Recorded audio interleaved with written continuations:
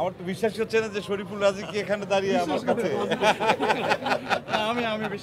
আমার ভয়ও করছে যদি ওই রকম ভাবে যদি একটা যদি কোপ দিয়ে দেয়। আসলে আমার আজকের আসাটাও চমক, আর পর্দায় যারা ইনসাফ দেখতে আসবেন তাদের জন্য একটা চমক। তা সেই চমকটা আমরা না বলি, যারা হলে আসবেন, যারা ইনসাফ দেখবেন তারা শেষ চমকটা দেখতে পারবেন যে চমকটা আসলে কি। আর আমি নিজে এসে নিজে চমকিত হয়েছি সব কিছু দেখে, কারণ দুর্দান্ত লেগেছে সত্যি কথা। সঞ্জয়ের কাজ, রাজের অভিনয়, ফারিনের অভিনয়, টোটাল টিম, বাবু ভাই ছিলেন, তারপর আমাদের নিধি আছে এখানে, নিধির ব্যাকগ্রাউন্ড স্কোর সব কিছু মিলিয়েই মানে অন্য এক ধরনের ফিল পাচ্ছিলাম।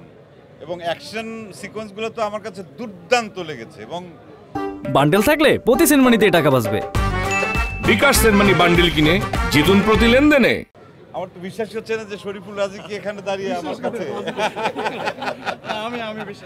আমার ভয়ও করছে যদি ওই রকম ভাবে যদি একটা যদি কোপ দিয়ে দেয়।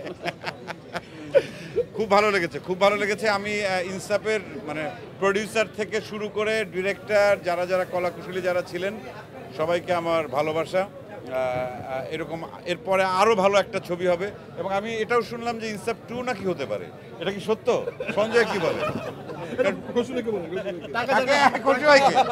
কারণ যেহেতু শেষে আমাকে কিভাবে যেন শেষে যখন আমাকে দেখালো, তার মানে কি আমি কি এইটুকুই শেষ? শুরু কিন্তু চঞ্চল চৌধুরী শুরু এখান থেকে। কিন্তু পার্ট 2 তে বাবু ভাইকে পাবো না। বাবু ভাই কি মারা গেছে সত্যি? বাবু ভাইকে তো চাই।